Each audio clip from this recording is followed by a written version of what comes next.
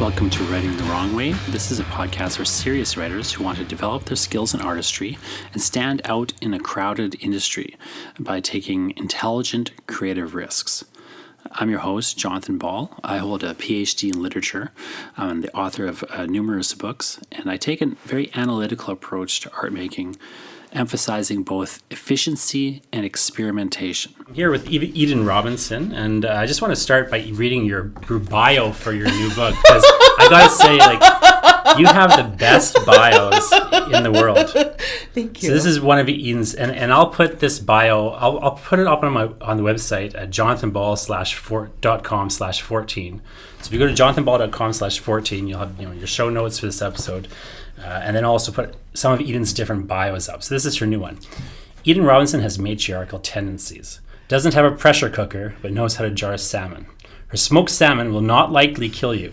Hobbies: shopping for the apocalypse, using vocabulary as a weapon, nominating cousins to council while they're out of town, chair yoga, looking up possible diseases or syndromes on the interwebs, perfecting gluten-free bannock, and playing mahjong. Be warned, she writes novels and tends to be cranky when interrupted. So what would you do when someone interrupts your novel? What's the novel writing? I'm just super bitchy. Fine! I'll move my car! I love those bios. Thank you. And we were talking just before when we were walking over here. There's this, but I see a lot of people try to be funny in their bios, and they're not funny. So I usually recommend just people that they don't try to be funny. When students or people ask me, I'm like, just don't try to be funny in your bio. But your bios are actually really good, and I think you do a thing in your fiction as well. It's both in Son of a Trickster, the first book of this series, but also in Trickster Drift, and some of your earlier work too, where you really cram a lot of humor into it. But it's interesting to me because it's right alongside these more kind of disturbing or dark, kind of more horrific elements. So, and the thing, I won't say where in the book this is, but there's this great moment in this book where there's this kind of truly unsettling and disturbing, nightmare scene unfolding, and the character is trying to get out of it, and he just starts singing a Nickelback song. It's just so disturbing. That this monstrous figure is stop singing the Nickelback song, and but it's really a weird thing because I find it's to me as a writer, it's fascinating scene because it's very funny, and it's also kind of maintains the kind of weird, disturbing aspects of the scene. Plus, you've actually got a literal plot point revolved around this Nickelback song. It actually has plot consequences that he sang the song. It's not just something that's happening. Yes. And it helps him save his life, in this moment. It's just, to me, can you just talk a bit about... It's the rare moment when Nickelback saves your sanity. Can you talk a bit about how you come up with something like that? So either that in particular example or just anything like that in the book where you were how do you get the idea to come up with a... when you're going to use something really funny and weird like that, but it's going to have a real consequence in your plot. It's going to it's not just a throwaway thing that happens. Yes. In that specific instance, the Nickelback song came very late in the editing process. In the first two major edits, Nickelback was not there, and it was lacking something. Because it is a very dire, grim scene, and the consequences for Jared are pretty high. And then, as we were approaching the end of the edit, and I was looking at the scene, and I knew something was missing, but I didn't want to add any more horror, and I didn't want to add any more grimness. And I went, okay, this is Jared. In Jared's world, how would he cope with this? Sure. And earlier in the novel, I'd written that he was dealing with the breakup with Sarah with a certain Nickelback song. I thought, well, what would happen if I introduced that song in the scene? That's so great. And then when my editor read it, she went, yeah, that's even more disturbing. It is even more disturbing though, and like I think that's the thing people have a hard time with humor is often. I remember once taking a screenwriting course with George Tolles, who does the screenplays for Guy Madden, and he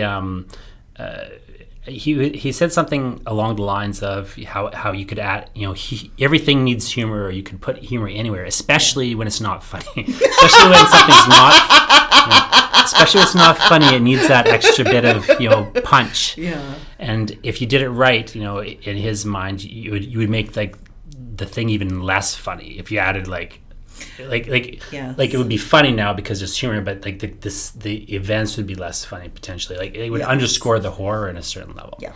And I always think of horror and comedy being kind of connected in a lot of technical ways, like excess is a part of both, and so on.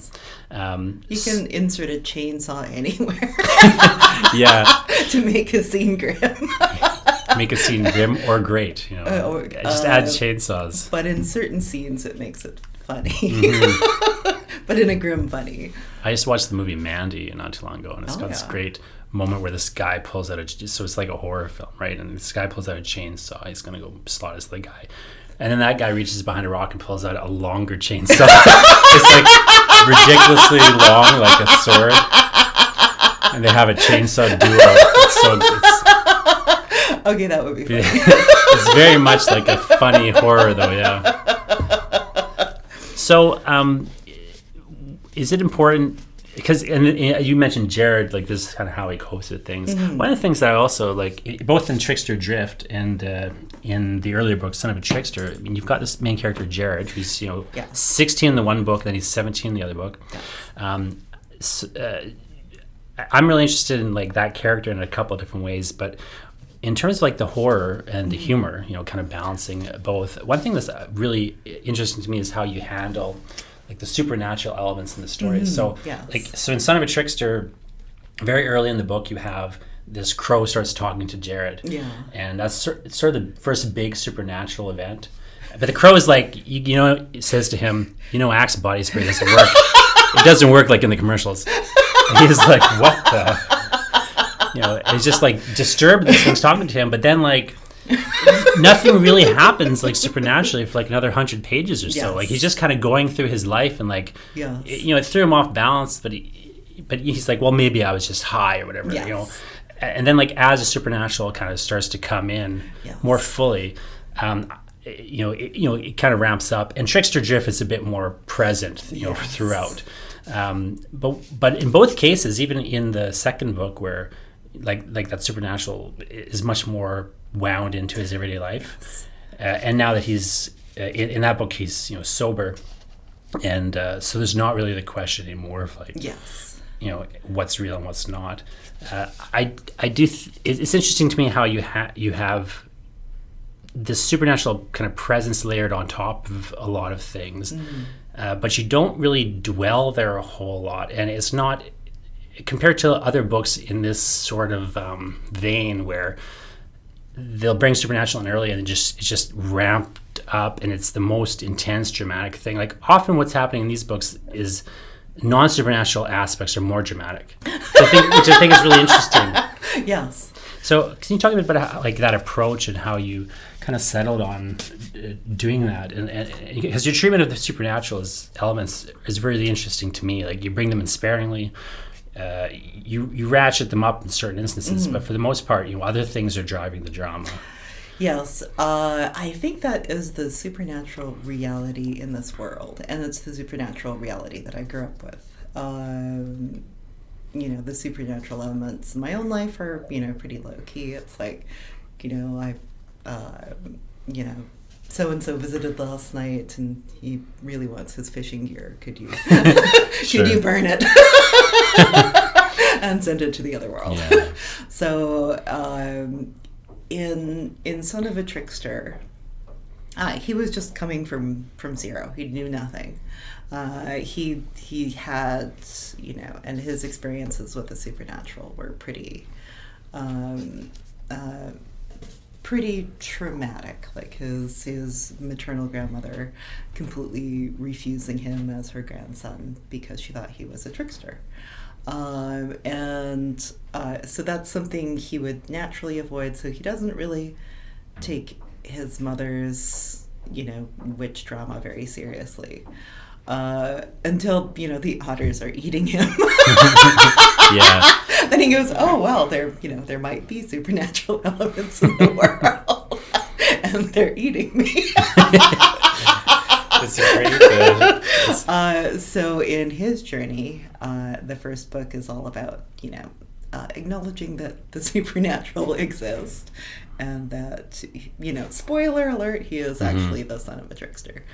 And then in Trickster Drift, he just wants to avoid it, treat it like he does alcohol and, completely abstain and not deal with it. But, with his Aunt Maeve's apartment being so haunted, he's still trying to avoid it, but then he comes to some grand bargains. So while he's dealing with it, he discovers that the supernatural have, similar, they're not as alien as he thought they were. They have, they're not all otters, they're not all tricksters. Some of their motivations are to watch Doctor Who. Yeah. These banal motivations. Very banal. I really like that idea of, just like the supernatural is just here, this is part of this world. It's a very low-key kind of approach. One thing that's kind of interesting in terms of you kind of building this world where you have this, steeped in this supernaturalism, and yet, this very, kind of normal world in other respects. And even as say like the supernatural, this one ghost just wants to watch science fiction shows. He wants the channel changed, and that's his great goal. That's his unfinished business. He doesn't know what happens next. In other matter of speaking, you've also got these italicized chapters like throughout. I find these really interesting because you have this great in both the books. You have these every once in a while. You'll have an italicized chapter where really you're not dealing with the characters anymore. Yes. You're just kind of talking almost very broadly in an almost cosmic scale about like, the past of this world and how like the supernatural entered into it or its history and so on. Yes. I find those chapters really interesting because they don't directly connect to anything that's happening in the plot at all. No. So can you talk about like how you came to include those sorts of chapters? Those chapters were originally me just thinking about the world. They were exercises, and some of them were hilarious, and some of them were more just thinking about the nature of time and different dimensions. Because I was reading a lot about a lot of poets who were dealing with the nature of time. And then as I wrote my way into the books, I realized that it was a singular voice, and it was actually, spoiler alert. Another spoiler. It was Your first spoiler was just the title of the book. So yeah. I don't know if I counted as a spoiler. It's called Son of Trickster. It's like, is he the son of the trickster? Yes. So this is a real spoiler. This is a really real spoiler. So at the end of Trickster Drift, in the last narrative thing, where he's the second last narrative thing, where he's talking with the beavers, you realize it is, the trickster. In the third novel, this really is a spoiler. This novel's not even out yet. In the third novel, because Jared has transformed at the end of the second novel, in the third novel, his dad's very, very curious about what kind of trickster he's going to be, and if they're going to have difficulties in the future. So we have interactions, and the problem with two tricksters getting together is that they can both live in each other's brain, and Weegit has slept with his mom and his grand. So that's interesting. Well, it seems inevitable that the third book would be involved. The two of them coming more into it. Yes, he finally comes from the wings, and because Jared's, he's Jared. He feels very guilty about killing the koi wolves. Yes, they were trying to eat his family or in other worlds, but he took life. And some of that life was pretty young. So he's feeling, in the tradition of AA, where you confess to another person and then you try to make amends if it won't hurt the people that you're trying to make amends to. He's trying to figure out a way to make amends for killing the koi wolves. It's interesting. Sorry, I was just saying, it's interesting how you have all these parallels with the supernatural and AA and his substance. Like his, in the first book he has kind of issues with substances, and in the second book he's in AA, and at the same time he's also like trying to like almost be in a self-imposed like supernatural AA. Like, he doesn't want anything to, he's trying to stay off it, but yet he's living in this haunted apartment, basically. It's kind of like living in a bar. Yeah, like, I was just gonna say, like, so he can't get away from it. Yeah. But and then like by the end, it's not that the supernatural has this necessarily negative effect on his life. In many ways, it's saving him, but it's also like drawing him into this kind of nightmare series of scenarios. Like he's got this power, but he's got in a sense like this kind of inability to really deal with it fully yet. Yes. Partly because he's been running away from it. So so it's interesting how you have on one hand, he's sort of running away from this, these issues he has with drugs and alcohol and trying to stay off them. But then he's also like, in a different sense, kind of running away from this supernatural identity, which is more of a negative thing. Yes. Like he should be accepting that identity. Yes. Even though he doesn't necessarily have to be going back to drugs, but he needs to kind of like, he needs to deal with it, and he just sees it as a path to chaos. Yeah, and it can, magic is more or less neutral. Using it is not necessarily bad, but in the older story structures, to become like a fully powerful person, you always had to go through shit. Like you had to go through absolute hell, because that's the only way that you became empathetic, strong, connected to your community and your family. So that's the kind of narrative I'm working with Jared. Like he has the potential to be this incredible person, but he's gonna go on a journey to face his weaknesses and his strengths.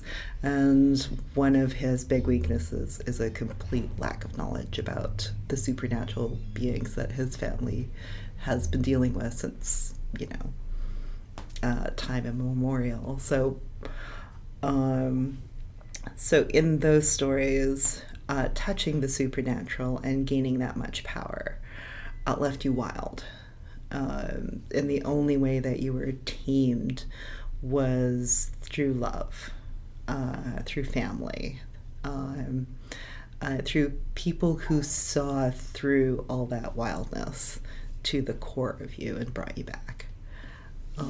So that's the absolute structure behind the trilogy.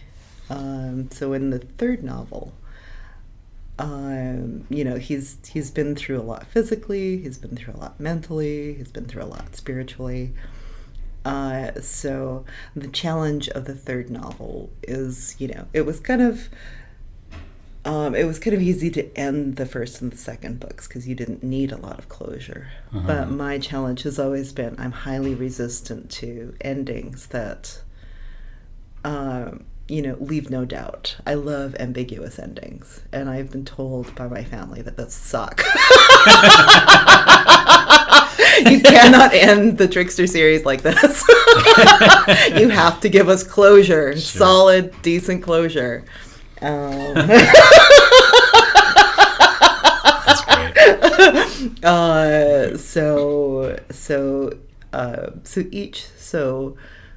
His mother Maggie has been an offstage presence in the second book, I think they needed a break from each other after the first book.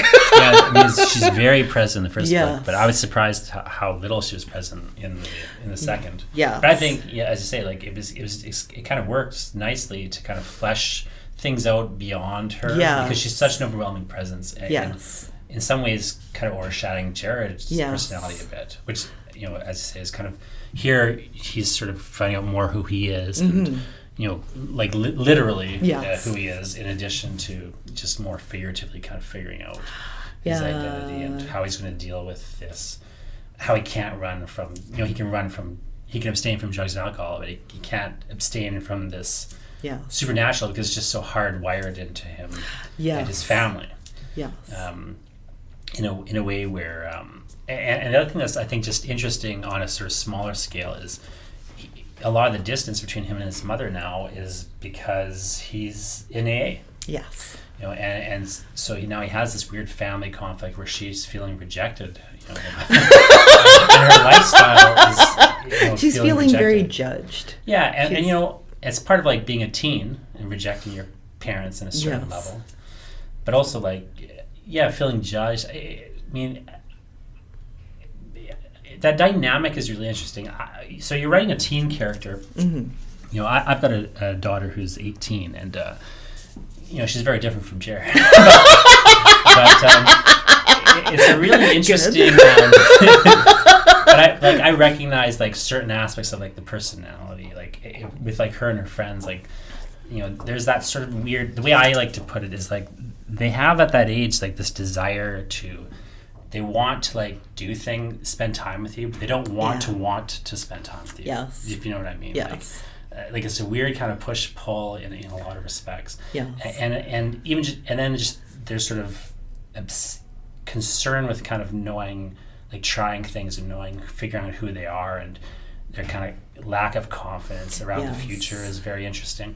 But then also there's like this tension between like. Like in some moments they'll seem like 20, like older, like 25. All of a sudden they seem very mature, and then other moments it's like they're 12 again. Yeah, you know, and it's real. Adolescence is real kind of weird. Yeah, I'm curious, like how do you write a teen in that way? Like what kind of like what do you do to like get in the head of a person of that age and kind of write a convincing character? Surrounded by people of that age. Yeah. And it's just a matter of paying attention. It's just a matter of paying attention. I have I have a very large family, a small nuclear family and a large extended family. So my dad had 13 siblings and my mom had 16. So so the amount of cousins I have, you know, of all ages is insane. Let's see. I was also touring a lot. In support of a pilot program. It was for First Peoples English 10, 11, and 12 in BC, and they wanted to include Monkey Beach on the curriculum. Okay. So everywhere there was a pilot program in northern BC, I'd sort of drive there and you know, meet with the teacher, then we'd meet with the classes, and usually I'd give a workshop, and usually the classes are like 30 kids. It's really hard to do a workshop with 30 kids. Yeah, so we would do a lot of group exercises, and they would build their own characters in like small groups. And then we'd set the characters on different adventures, and they were always wild and crazy, and I learned a lot. And that's the kind of energy and voice I wanted to bring to the Trickster series. Jared turned out a lot, you know, he was very different as the drafts started evolving. You know, the relationship with his mother changed. There were actual moments of tenderness in the midst of the insanity, and then with the neighbors, it was more. So he became a character with a lot of heart. You know, he was still screwing up, he was still making mistakes, but, you know, he meant well.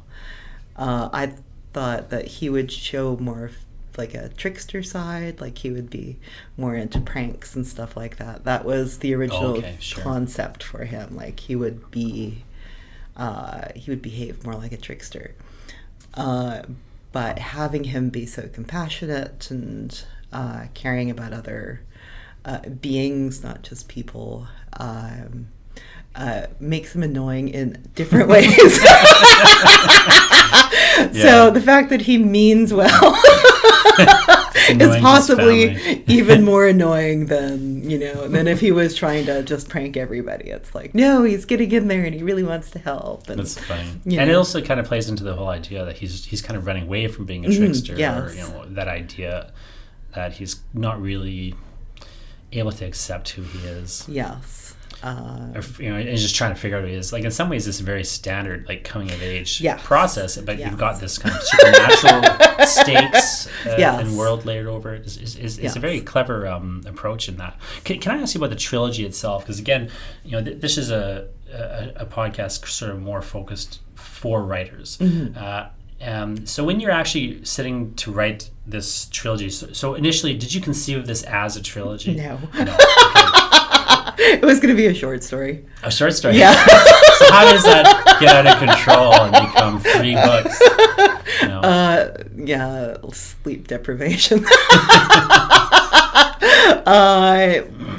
The original concept was I was watching my dad tell we get stories to my niece and nephew, and these are stories that he told me when I was a kid, and they were hilarious, and they didn't laugh because they didn't have any of the cultural context that I had when I was growing up. So I had to explain the humor to them, and they go, "Oh, okay, haha." So the original concept was to write a short story about We Get the Trickster, set in modern times, to make it more relevant to my niece and nephew. That was the driving force. There was also a moment where Richard Van Camp, in 2008, we were at the same storytelling festival, and he told a story about the Otter Woman going to the all-native basketball tournament, and it just amused me to no end. So those two concepts were going to be the core of the short story. But I had a lot to say about tricksters, and I quickly dropped Wiegert as the narrator because he was very braggy, and he was very cocky and sure of himself. It's very much the Sherlock Holmes type voice. And when I knew I needed a Watson, I was looking around at the first narrator I tried was Maggie. And the early incarnation of her was even more fighty. So the novel was the short story at that point was verging into a novella. There was a lot of stuff and no narrator. So when I tried to insert Maggie in there, it was a lot of fighting and brawling and drinking and territory disputes. And then I tried again a very early incarnation of Sarah. And then, okay, that'd be great. If the daughter of Wiegert, narrates his sort of story from her point of view, and that didn't work. No matter what I tried, it was a very stiff story, and then I had my X file is the files of stories that have died and don't move anymore. And then one of those X files was a opening of a short story where a young man comes down on a Greyhound bus to Vancouver, and it was a very lonely, moody opening. And so when I combined that with the idea of a son of a trickster, then the narrator just went, and then about 200 pages in, I discovered that it was probably a novel. But originally, the trilogy, I started writing Trickster Drift. Oh, really? So yes. The second book is the first one you started writing? Yes. The second. So when I had the first draft of that, there were these long Kitimat sections in flashbacks. And towards the end of the book, there was so much Kitimat sections that I always have about 10 first readers for the first for the first draft. Once I've sort of, I do a super messy rough draft, and then hammer it into then take apart the scenes, and then iron it out into a sort of, something more cohesive. And then with the Trickster series, I had 5 cultural advisors, 2 technical advisors, and then 3 writers, all giving me feedback. So because, I'm Haisla and Herzog, and I really wanted to include my experience with other First Nations, because there's in BC there's 60 different First Nations, and to just write about Haisla and Herzog ones would be not realistic to my experience. But putting them in also, it runs so like the Ladlatane, the Kwak-Kwak-Kiwak, the even just I had a couple of first Celtic readers. So that was my sensitivity readers. They were telling me when I was going off track or when I wasn't being quite accurate, because in my head I've interpreted things just fine.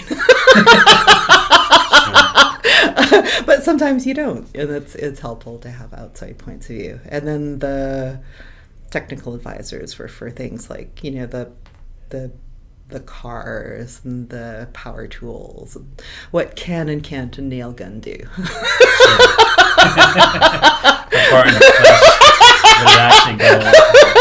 Which brand of nail gun would actually? And then the 3 writers just for structure, and for commentary about how it was moving. And unanimously, the first draft was liked the humor, liked the characters, but at the end I was alternating Kitimat, Vancouver, Kitimat, Vancouver, Kitimat, Vancouver, and they found that confusing, and it dragged, and they didn't really know what was happening when, because Kitimat was happening in the past and Vancouver was happening in the present. There was the same set of characters that are in the books right now, sort of rammed together in the last 10 chapters of the original Son of a Trickster. So I was wrestling with too much time leaps and too much information, too many characters, just too much deluxe. So I pulled out all the Kitimat sections, sort of globbed them together as a novella inserted into the original book. He's really trying not to write a trilogy. I like just trying so hard to not write a trilogy. Really hard. Yeah. So the original Son of a Trickster started off with Jared leaving Kitimat, exactly the same opening as Trickster Drift. No, not exactly the same. They didn't have that dinner scene. It was just Jared leaving.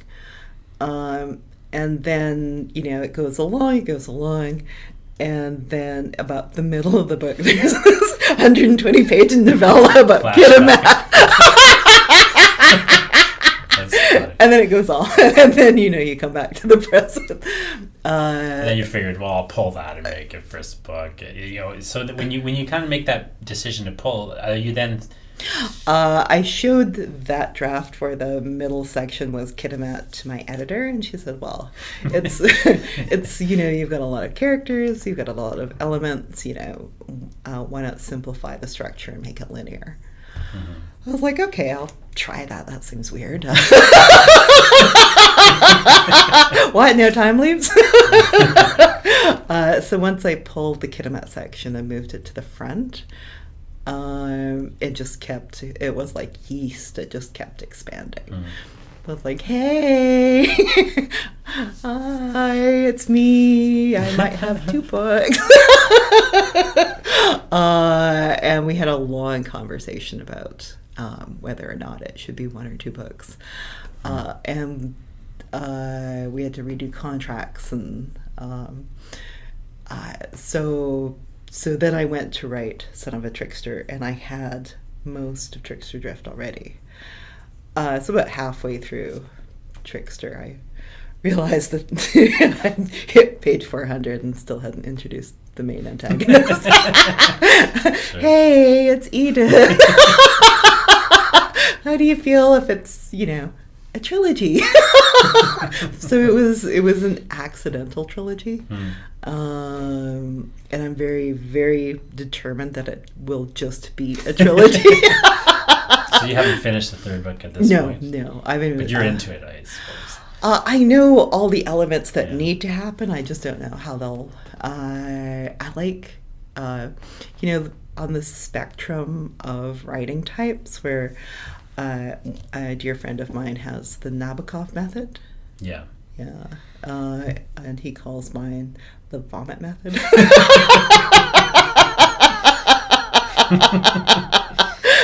We both produce a book every 5 years, so. That's funny. So before I started writing the trilogy, I was working on a trashy band council romance.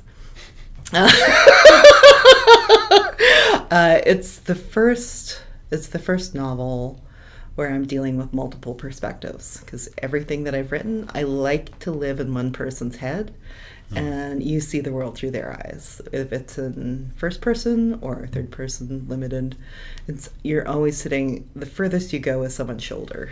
You don't really go that far out of their head. But the trashy band council romance is kind of demanding multiple narrators. So I've been reading a lot of novels where the writers are dealing with multiple narrators. They're There by Tommy Orange. He has 12 narrators, and they all sort of converge on a powwow. And that's the sort of organizing principle of the novel. The Break, where she had 11 narrators, and again there's like one inciting incident, and they all sort of circle around that, and that's what makes the novel cohere.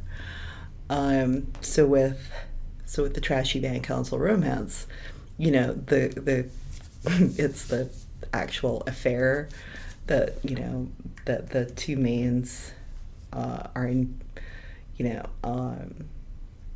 and then everyone talking about it, and the consequences of their actions, because they're both, I have gifts as a writer. I'm very good at dialogue, menacing moods. And there was a third. I can't remember it at the moment. Three fingers. It's two things. Dialogue. And some other thing I forget. It's early. It's only 2 coffees. Dialogue, a menacing mood, and I'll remember it eventually. Gotta love the 50s. But one of the things I'm not good at is erotic writing, like sensual writing. Angry, awkward sex. That's what. Can't write erotica. I'm sure there's a subgenre for angry, awkward sex. That seems like a thing. So my challenge for the book after the series is to try not to rely on dialogue so heavily. To try and develop some of the other writing skills. I really like a lot about this process you're describing. So, I work very, differently personally. I like to plan things out, and I do a lot of outlining and stuff. Yeah. But at the same time, I noticed like a lot of things you're talking about, things that I like. For me, it's all about narrative voice. I've got to find that narrative voice. Yes. And I, like you, I seem to prefer, sticking with a character. And you're just like I don't like first person so much, but like. Sometimes, but you're just kind of with them in this third person limited. And you're kind of like, almost like married to this person and speaking. And it's different for different stories. Like to me, like that voice is so important. Hitting that weird sort of who's telling this story. Even if it's an authorial narrating figure, like who are they and why are they telling it? Yes. And like what's their method of telling it? And what I like a lot about what you're describing is you talk a lot about just trying these different things. You know, you start with a story, you tried this voice, and you tried this voice, and you tried this voice, and then you kind of tried this structure, you did this structure. I find a lot of times when I talk to writers that they're afraid to try things, and they talk about being blocked, you know, and they're stuck. You know, I don't know what to do. And it's like, well, why don't you just do? One thing I hear a lot is like somebody's stuck in a story and they're like, well, I don't know what should happen next. And, you know, it could be this, it could be X, or maybe Y, or maybe Z, but I don't know which is right. And I'm like, why don't you write X, Y, and Z, and then just see which one you like better. I'd highly recommend waking up at 4 a.m. 4 a.m. It takes off a lot of the filters. But just like trying things out, you know, and it's like pottery. There's, you know, it's some things you just have to do by doing. You're not going to learn a new skill if you don't try it. And not be afraid to be messy. Like these books of yours are very polished books. Like to hear you talk about it, you'd think, oh, you know, it's just gonna be this big messy jumble. But you know, they're very, very polished when they're done. Yeah, my process is messy. Mm-hmm. I can't. Like Annabelle Lyon, for instance, has like a detailed chapter by chapter. But it, you know, she does all the structural work before she starts writing. Mm-hmm. That would drive me completely insane. I need that kind of messy, anything goes kind of start to it to give myself permission to go anywhere I want to go. But I do all the structure stuff that she does. I do that between the rough draft and the first draft, and then again. Mm-hmm. When I give my first draft to my editor, then we do another draft. Like we do an editorial draft where it's we're looking at the big structural issues like what needs to be said that hasn't been said. What are your plot holes? Where's the motivation strictly? I need this to happen. Yeah. And that's where we fix, you know, in the first big structural edit. And I know that having worked with different editors before, most of them found my process disjointed and crazy. And they doubted anything, you know, could ever come out of it. Because it looks so insane. I wish I had like a different process, like a sane process, but this is what works with me.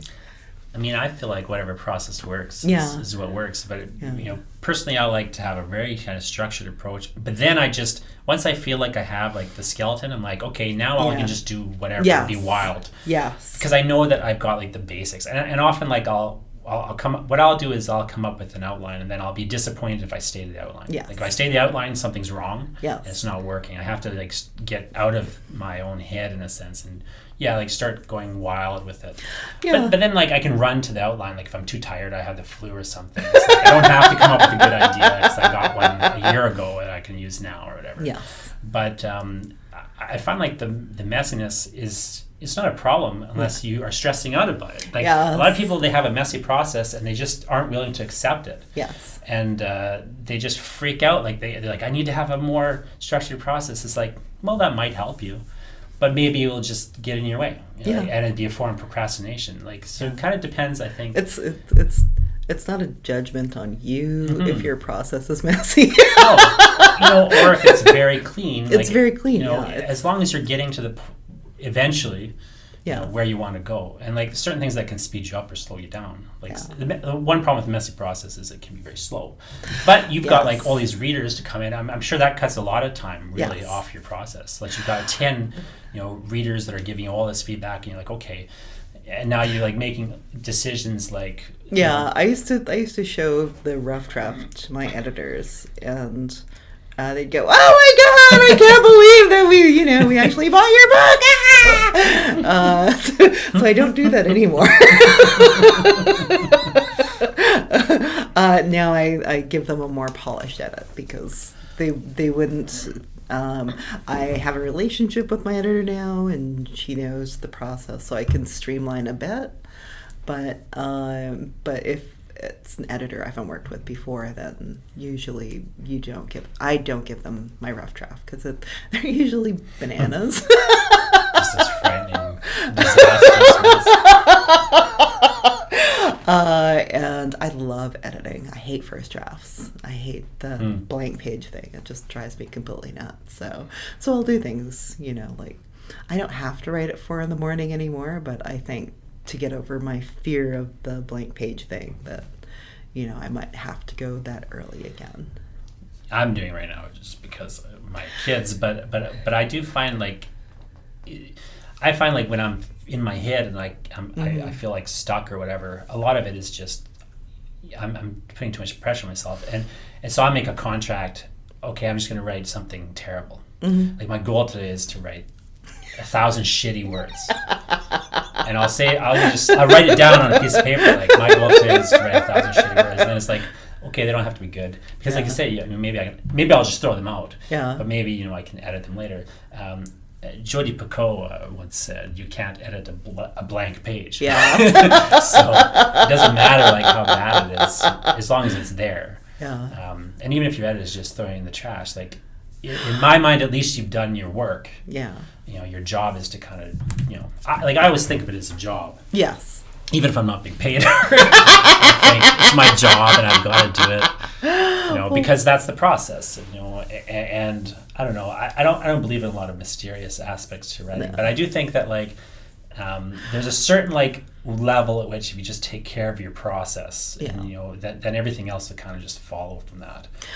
Yeah. Well, I think most of the younger writers that I've mentored, the difficulty is that they're overthinking everything, and trying to convince them that thinking's great, but it's not the be and end all of writing. Sometimes just writing is what you need to do, and not over process everything before you try put it on page. I tell people that you should have your time scheduled whenever it's going to be that you're going to write something. Then have another time when you worry about whether it's any good. You don't have the same time. Like 7 to 8 you can write, and 8 to 9 you can worry about whether it's garbage. But if you try to do them both at once, you'll just paralyze yourself. You really do. And that took me I think the first 3 novels to figure that out. Because I was judging everything I wrote as I was writing it.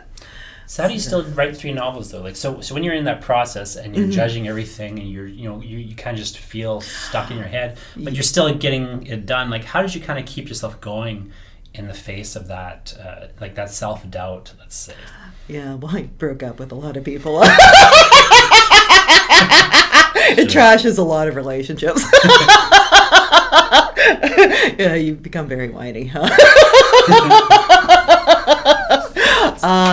But I think it was cigarettes. It was a 2-packer. Lots of sugar, and I was very ambitious in my 20s. I really, really wanted to be a famous writer. So I would spend about 18 hours a day writing. Wow. If I wasn't writing, I was reading. And if I wasn't reading or writing, I was sleeping or buying cigarettes. And, that paralyzing fear that everything I wrote was crap was, you can shut that off with enough sugar, nicotine, and caffeine. But it wasn't good for my body, and it wasn't good for my sanity, I think, or my editor's sanity, because I was just writing in a panic is, not really conducive to sanity. So how'd you get out of the writing in it? Did you just decide enough was enough? I gotta take it as seriously in a weird sort of way, or? Well, Bloodsports was, I think, my turning point. That was where I finally went, okay, what do I find amusing? What do I find interesting? So some of the early success I had was actually quite paralyzing because I kept wanting to replicate it. or do better. And with blood sports, it was my first flop, where it kind of sank into, oblivion very quickly. Oh, really? I like that book. Thank you. But it's also where I decided to work on my technical weaknesses, and to explore world in, as fearlessly as I could. And, not worry about sales, not worry about, if it was nominated for anything. And that was when I found the joy. That was when I found, I was like, oh, okay. The process is actually quite fun. And playing with my absolute favorite scene that I wrote was, there was a chapter that ran backwards in second person voice. And that was where I rediscovered the joy of writing. And then, there's a big 10-year gap in my writing, and that was mostly for personal. I had a lot of things going on in my personal life. So when I came back to it with Son of a Trickster, I had gone through a lot of personal things, and once I hit my mid-40s and just, really didn't care what anyone thought of me anymore. Sure. So when I was writing the Trickster series, it was, my specific audience was my cousins. That was, and I wanted to write something that would make them amused. And I had, specific cousins in mind when I was writing it. So that's where I went with the second book as well. So it was it's a big shift, and I'm very grateful to menopause. You find yourself, caring a lot less about. It's a weird balance, because on one hand you have to care a lot. And yes. As you say, I feel like you need to have a little bit of ambition and a little bit of drive, but it can get very paralyzing. And on the other hand, I think, as you say, you kind of have to just care a little less, especially about reception. Yes. I find that was a big issue for a lot of people who are younger when I talk to them, is they care so much about the reception of their work, they're almost afraid to show it. And I think it's a function of I always say it's just a function of you not having a lot of stuff. Yeah. Because if you only have 5 short stories you say, each one of them is symbolic of your writing as a whole. Yes. Whereas if you've written 100 short stories, well, that's one, and there's another one here. Pick you know what I mean? You might like them and care about them and feel attached to them, but it's but they don't necessarily represent your whole artistic world, it's just a thing you wrote. And I think that's a healthy attitude, but it's hard to get to that point, I think, when you're young especially. Yeah, when, all the stakes are high. Yeah, it feels high, even if they're not high. To you, it feels really high. And I think, I see a lot of people only put out one book, and then just sort of never do a second one because of that idea that somehow, I don't know, just they expected something different in terms of reception, and they don't necessarily understand that the reception is kind of disconnected from the writing in a certain way. It depends on so many other factors. Yeah, there's a lot of truly marvelous writers out there who've never been fully appreciated. And if you're waiting, it's it's kind of like expecting motherhood to come with a lot of appreciation. Yeah, sure. It's maybe when your kids are in their 30s. Yeah. Now I get it. Now I'm with I think back to things my dad used to do that drove me nuts. My dad always wanted to throw everything away. Yeah. He would I'll be like, "Where's my thing?" He's like, "I threw it away." I once went to go home and get my fishing stuff, and he's like, I gave it to some kid who was walking down the street, and he wanted it. And I was like, what? But now I understand it, because my kids have all this trash everywhere, and it's I just want to throw it all out. So I'm not doing it, but like I feel like I never understood that impulse, and now it's like, but so it's like 30 years, 40 years before somebody understands you. I feel like that's a good thing to think about with the writing. Like maybe they'll come faster, but sometimes like I was really in the first two novels especially, I was very, very hungry, very interested in being famous and rich, and then I had a taste of it with Monkey Beach. It actually didn't do anything for me. It didn't make the writing any easier. It didn't actually. It didn't change any of the quirks of my head to make my life easier. It, in fact, kind of ramped up the anxiety. So I found fame very disappointing. So it's a nice side effect, but it's not something that it's not going to bring me like extreme happiness the way I thought it would. So it's not something, the places that I really enjoy being are like when the writing's cooking, and and you get into the point where you lose track of time, and you come up for air and it's been an hour and a half, and oh my god, look at all these pages, woo. Some of it's good, yay. Those moments I live for. And editing, I'm just OCD when it comes to paper, so I have like all the charts and the little note cards, so that's where I go completely nuts with structure. So let me just maybe end with asking you just a couple questions about how you're writing this third book in a trilogy, because this is a really interesting space for me, is how do you write the third book in a series? So like what are some of just the practical ways you're approaching, you're trying to write a manuscript, but you have these two books to contend with, like they exist. These things happen. It's not like you can go back and change it. Right? But yet you haven't like totally planned this next thing necessarily. So like what are some ways you're actually practically approaching that manuscript? What have you set up that you need to pay off? And there are a lot of things that I've set up that I haven't paid off yet. And those have to be paid off in the third novel in order to have like a proper closure. So David was a big element in Trickster Drift, and he needs to be paid off in the third novel. Like he's come to a sort of conclusion, but we need to see him interact with Maggie. We need to see him, like, what are the judicial consequences of his actions and who saw it. And with the trickster himself, it's been set up. Okay, now we need to pay that off. So how much of the novel will be spent with them together? Like, what kind of relationship will they come to?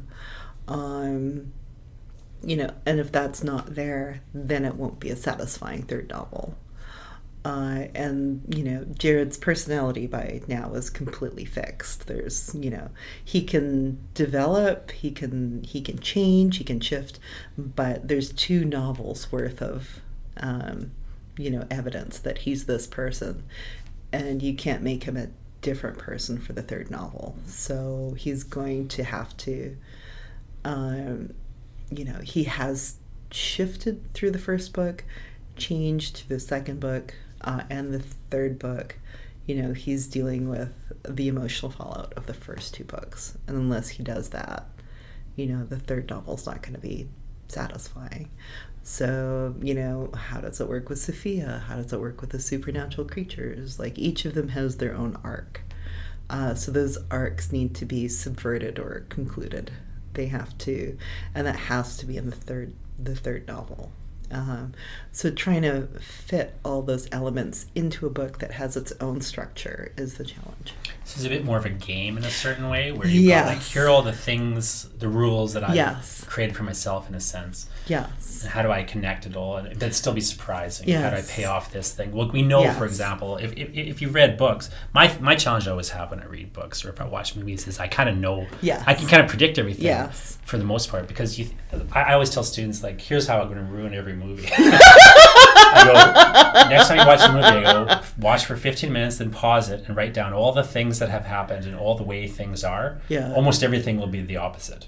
Yeah. You know, so if somebody's alive, they'll be dead. If they're poor, they'll be rich. You know, it's not usually that simple, but sometimes it is that simple. Like, like you got these flips, and in some ways, like the surprises are how, but in other respects, like what is really impressive, at least to me personally, is when somebody manages to not quite do the flip you expect. You know, so it's like, oh well, you know, this person, instead of being murdered, they're gonna become an undead zombie. like that's a dumb example, but like, where it's like it's a change, but it's not necessarily the expected change. Yes. I find like that's a really hard thing to do in general sense. Like, how do you surprise, you know, people who know a lot about this kind of story, say, for example, or whatever. Yes. So are you thinking they've seen a lot of arcs. They've seen a lot of character transitions. They've seen, so how, you know, I don't think I could surprise people who are very adept at. I mean, you got the Nickelback in there. Like those shifts, 'cause you got some very sudden and abrupt moves. Where like, like I expect certain things to occur in some sort of way, but like I found like a lot of things very surprising.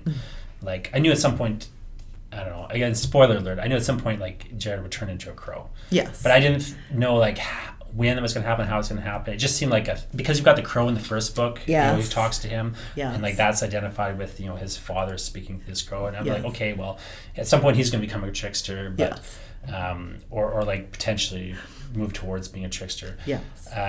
But you know, I found like what was really surprising in that scene, where in some ways, you know, so the crow transformation, weirdly, the most startling thing, you know, if you were to like watch it happen, was less surprising than when he gets the alcohol. Like David is sort of forcing him to break his AA, which I thought was really a shocking, you know, interesting thing. So I feel like you sneak a lot of things kind of past the reader by doubling it. Yes. If that makes sense. Yes.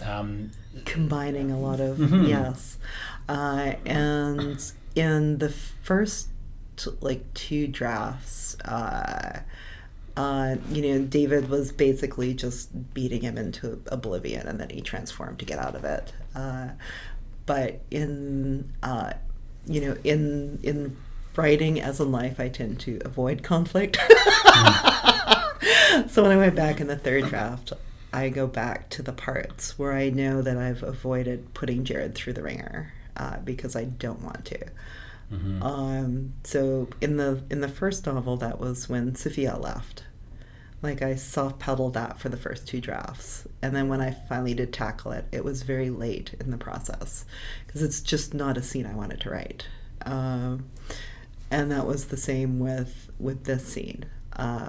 I went, you know, in the first draft it was very violent, and in the second draft I pulled back. I went, you know, neither of these feel right. This doesn't feel satisfying somehow. And it's like, no, when you think about David, he would go for the jugular, and he would find the thing that would break you the most. So if I was that kind of person, what would be you know, and he's been stalking him for the whole book, so he knows what Jared's trying to get to. So that was the moment when, oh no, no, I don't want to do that.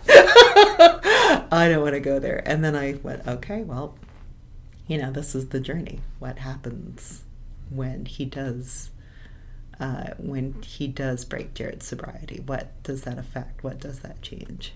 It's very clever and it's very character specific, because I think a lot of people approaching those sorts of scenes, they'll think, oh, having the crap beat out of him is the Yeah. bad thing. But he's kind of used to having the crap beat out of him. So psychologically, what's going to hurt him the most?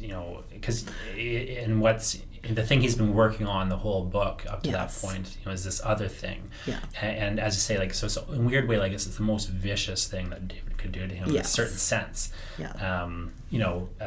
So I find, like, when you kind of make those turns, it's really, really satisfying, because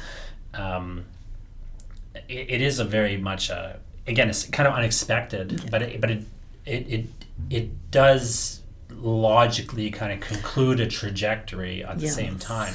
I find those sorts of shifts really are satisfying, where you don't see it coming, but it is a conclusion to a series of things that have been happening. And then, as you say, you couple it with this other revelation of, like, how he gets out of the situation and so on. Yes. It's interesting to see, like, how neat and polished that kind of scene is on one level, with, like, how messy your process is. I clean up, but good. I think it's a good testament to how, if you kind of aren't afraid to try things, and if you have if you kind of understand, like, your strengths and weaknesses as a writer, and you kind of put, like, structures in place to address your weaknesses, like you have all these readers, for example, and yet you've got, like, other things in place to kind of intensify your strengths, like a situation that allows you to have this messy process and to try different things. I think it's a really good way to approach writing, and and you're getting a trilogy out of it, so you're doing something right. Thank you. Thanks again to Eden Robinson, and thank you for listening.